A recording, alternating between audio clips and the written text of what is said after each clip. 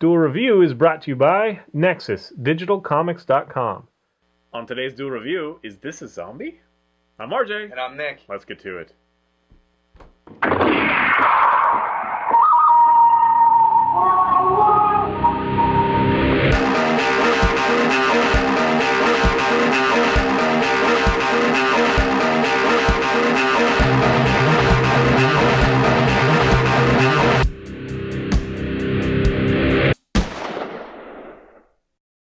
Hey everybody, today is the 21st of March, and we're talking about a great anime, Is This a Zombie? Question mark? We don't know. Yeah, it's a pretty fun, it's actually really fun. I love this anime so far, it's pretty great. The writer's name is Shinichi Kimura, and he started off by doing some light novels, which are different than novellas because they're I don't know if they're shorter or they're just the Japanese version of novellas, but there's also some illustrations. It's also kind of, you know, there's just art in there, so it's not really a novella. It's more like a mini. Illustrated. Yeah, it's more like a mini manga, I guess. I don't know, but that's essentially what it is. It's a light novel, which then got turned into a manga, which then of course became the anime, and we're talking about the anime right now. Yeah, more specifically season 1. Right, season 1 is yeah what we've been able to really watch. Which came out in 2011. Season 2 came out in 2012. The first season has 10 episodes. No, I'm sorry, 12 episodes and 1 OVA, and the second season has 10 episodes and 2 OVAs. And this is just one of those oddly quirky, kind of weird, fun ones. Yeah, I'm really happy we get this opportunity to bring it to you because I don't think a lot of people have seen it, but I did see it in Best Buy the other day, which actually, you know, I researched it and I found it on Funimation, and I'm newly a member of Funimation. I'm able to watch some of the stuff they have on there, and they had the English version, which I always like, especially nowadays because the actors do such a good job. Right. Like some of the old stuff, I just want to watch it in Japanese because it's just so much better. Because whatever, but this one is great in English as well, and it's just this quirky thing that I wasn't sure I was gonna like because a lot of people were like, "Well, it sure has a lot of references of again sexual nature. Like we've had 3 things, and this is one of them." It's zombies and sex seems to go together for some reason. I don't know why that is. It's so much. It's a blending of so many different things, and every time I think it's gonna be too much, like oh goodness, like they push the girls too far, make them too much of a sex object.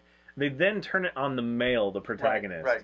And I really freaking love that. So what it does a lot of is it parodies like those like shock value norms or like the like fan service tentacle stuff or like the upskirt panty shots. It parodies all of that. It's actually pretty fun. And it focuses on the male, and so it's like it's right. like, that's and we'll not get what into it should that. be. But so basically, the story follows Ayumi, who is a zombie, and it starts off with him as a zombie. And basically, what happened was this necromancer named Euclid Hellsight brought him back from the dead to be her servant / guardian, and it's just fun from there because you run into the first person that you run into is the magical garment girl, right? Haruna, the magical garment girl, and it's the funniest part of the whole thing.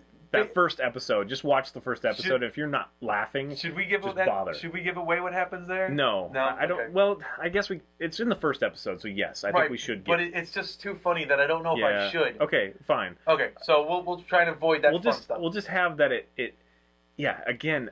Every time that this stereotypical stupid female thing happens, it's very reminiscent of Sailor Moon in some ways, right? And also, get like the stupid, shower scenes and kind of thing. It always turns it into a way that's now focused on the protagonist, the male, and it's just how ridiculous and awkward that is. Like my wife and I say all the time, like, wouldn't it be nice if, the fan service sometimes focused on the man just to be, fair? Yeah. And this is what happens. It is really hilariously funny. And it's just one of those things, like, it's awkward, but it's just so funny, and I laugh every time. Yeah, it's just so funny. The girls... Like, they do a crotch shot of him, and it's this kind of strange square bulge, and his legs aren't as nice. You know what I mean? Like, it's kind of like, he's even, like, moaning like a woman, does in anime, but it's just off and like, ew, that's so wrong. And he's like, I'm not a pervert all the time. Yeah, they call him a pervert all the time. This is one of those harem animes, so it's essentially all one the guy. girls are all in love with him. Yeah, you get the one guy, and then all the girls around him who are, chances are, living with him. He has a lot of fun with that, too. They all love him, yeah, and it's a lot of fun.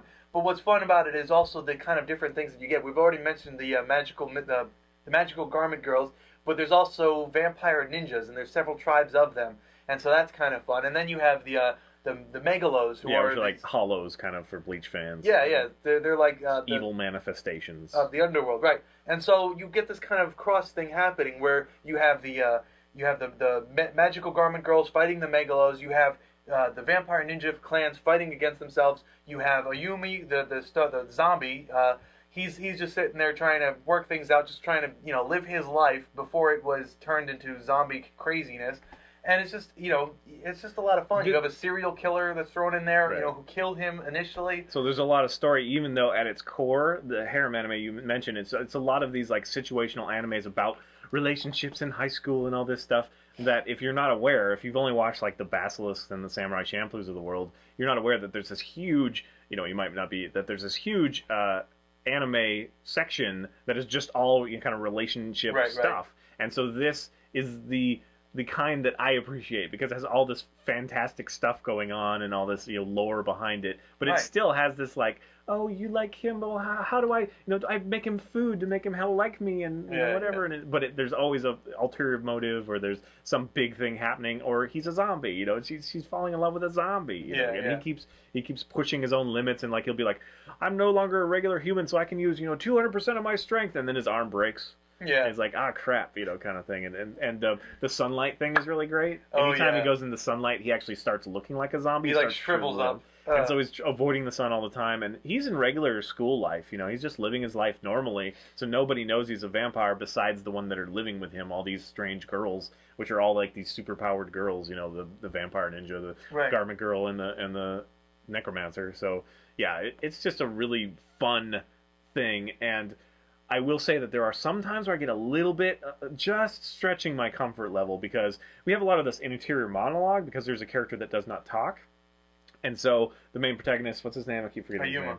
He fills in, like what he would want her to say, and it's all very honest and very funny. Yeah. But it does kind of like, that's very personal. That really, maybe, whatever. It makes me a little uncomfortable. Right, but it's that internal monologue, and as a guy, we all have that. It's ridiculous. It's like, oh, it's ridiculous. That's what you would say. And overt, and just a lot of fun. But what's really great about this is right when it gets like to that point where you feel uncomfortable, like, oh, this it turns the table. Yeah. It's suddenly, it's like, now it's just awkward. Now it's just weird. Whoa, that happened very quickly. And it definitely shows, like, highlights your preconceptions and your, ideas of what's, virtuous and whatever, or sexy or whatever. It plays with that a lot, so I appreciate that. I think the only thing that I honestly wish wasn't in there is that frickin' Seraphim's breasts are so big and pointy, they don't even look like real breasts. It's the most ridiculous thing ever. But again, they're exaggerating it to kind of make a point, kind of thing. Seraphim is one of the vampire ninjas. She's the one that's she's the one who's living with Ayumi in this house with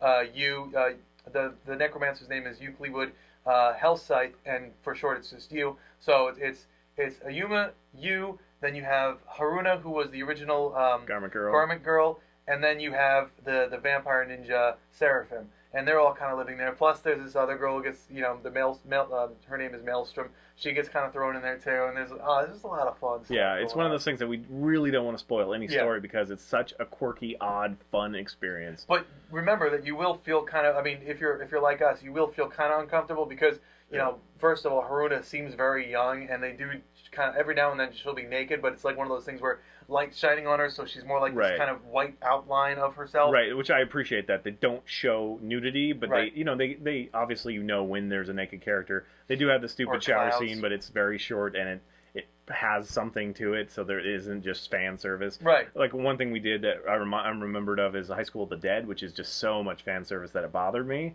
like just too much. And plus, like I told you, that when they looked up that little girl's skirt, it was over for me.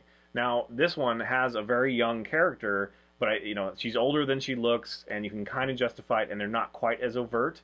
But it does make me uncomfortable. I wish that wasn't in there as well. Right. But it yields so many funny things. I mean, that's where that first episode, the main thing revolves around her and the male protagonist. And she gets naked. Funniest thing. It's the funniest thing. It is. So yeah, watch the first episode if you can. I'm sure you can find at least clips of it online. Just watch that first episode. If you love it, you're gonna love the series. Although it's never quite as I mean that episode is just so well crafted one, yeah. and so funny. Some of the other ones have some lull in there, but they're telling the story, so Yeah. it's totally understandable. I still want to watch every episode. It's And one the of those humor is still there. Yeah, it's just not as prevalent. one of those animes that when you stop watching, you're like, oh, just one more, Yeah, one more yeah. kind of thing. But that first episode, if you love it, then you should love the series. Yes, agreed. So, all right, well, that is the magic of This Is a Zombie, and Is This a Zombie? And yeah, and it's funny the like the title screens are funny, and Yeah. and the in between, like the animations at the beginning and the end, especially the end where they're like doing the little stupid stereotypical dancing, but it's funny. And then the play they have with the zombie, and it's just so much fun. All right, guys, please subscribe to our YouTube channel and follow our great playlists. Game Lab's been a lot of fun. Yes, it has. And please leave comments. We love comments. And you can help support us by buying our wares at spiderwolf.com. That's right. T-shirts, a card game, art print, short stories, and more. See you guys later. Oh, oh no! Oh no! Yeah. That was a chance, too, man. Yeah, I know. We end our week of zombie with Zombieland. I like that. I don't know if you guys can see it very well, but my hair's doing like this ocean spray kind of like wave thing. You know, like you have to tilt your head up. Like cranberries Yes, are gonna come popping out in a second. Boy. Because I did my hair this morning and I had it all nice this morning, but the day went on, I was kind of messing with my hair, so now it's just like this little puffy. Yeah, both you and I tend to be, or at least as long as I've known you, tend to be lazy with our hair. So Yeah. I'm just waiting for it to, because right now it still looks dapper from the wedding, you know. It's nice. I'm just waiting for it to go.